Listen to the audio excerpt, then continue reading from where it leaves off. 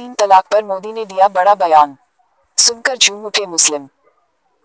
मुस्लिम समाज के तीन तलाक के चर्चित व विवादित मुद्दे पर रविवार को प्रधानमंत्री नरेंद्र मोदी ने पहली बार सधी व परोक्ष राय जाहिर की। भुवनेश्वर में भाजपा की राष्ट्रीय कार्यकारिणी की बैठक में उन्होंने कहा, हम नहीं चाहते कि तीन तलाक के मुद्दे पर मुस्लिम समाज में टकराव हो। हमारी मुस्लिम बहनों को भी न्याय मिलना चाहिए।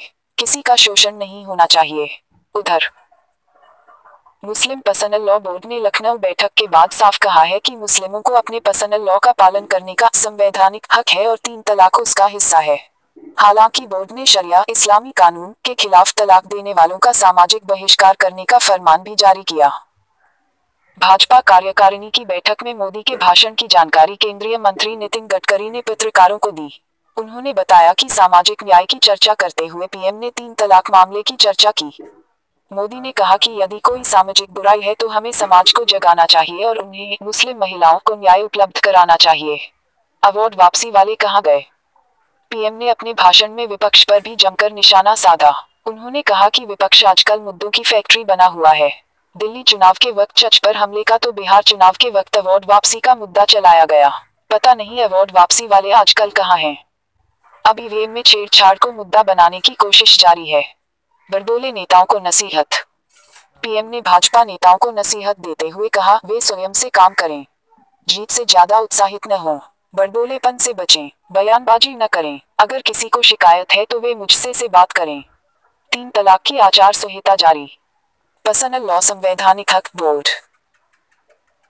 लखनऊ में 2 दिनी कार्यकारिणी बैठक के बाद अखिल भारतीय मुस्लिम पर्सनल लॉ बोर्ड ने कहा है कि मुस्लिमों को पर्सनल लॉ अपनाने का संवैधानिक अधिकार है और तीन तलाक पर्सनल लॉ का हिस्सा है। वह इसमें दखल मंजूर नहीं करेगा। 2 दिनी बैठक के बाद बोर्ड के महासचिव मौलाना वली रहमानी ने चेतावनी दी कि जो भी शरिया इस्लामी कानून के खिलाफ जाकर तलाक देगा उसका सामाजिक बहिष्कार किया जाएगा। बोर्ड ने तलाक को लेकर आचार संहिता जारी कर शरिया के दिशा निर्देशों को स्पष्ट करने का प्रयास किया है। बोर्ड की महिला सदस्य असमा जहरा ने कहा कि भारत में महिलाओं के मुद्दे एक जैसे हैं। सिर्फ मुस्लिमों को टारगेट नहीं किया जाना चाहिए। शरिया कानून में संशोधन के खिलाफ चलाए गए हस्ताक्षर अभियान में कुल 5.81 करोड़ लोगों ने दस्तखत किए हैं। इनमें से 2.71 करोड़ महिलाएं हैं। बोर्ड ने ये फैसले लिए शुक्रवार की नमाज के दिन मस्जिदों के सभी इमामों व मौलानाओं को तलाक की आचार संहिता पढ़कर सुनाएं। तलाक के दुरुपयोग व अन्याय के मामले में पीड़ित महिला की मदद करेंगे। मुस्लिम अपनी बेटियों को दहेज देने की बजाय संपत्ति में हिस्सा दें। इस्लाम व शरिया के बारे में भ्रामक प्रचार का जवाब सोशल मीडिया से देंगे। बाबरी विवाद को कोर्ट से बाहर समझौता नहीं करेंगे। पर्सनल लॉ बोर्ड ने राम जन्मभूमि बाबरी मस्जिद विवाद का कोर्ट के बाहर समझौते का सुप्रीम कोर्ट का सुझाव खारिज कर दिया।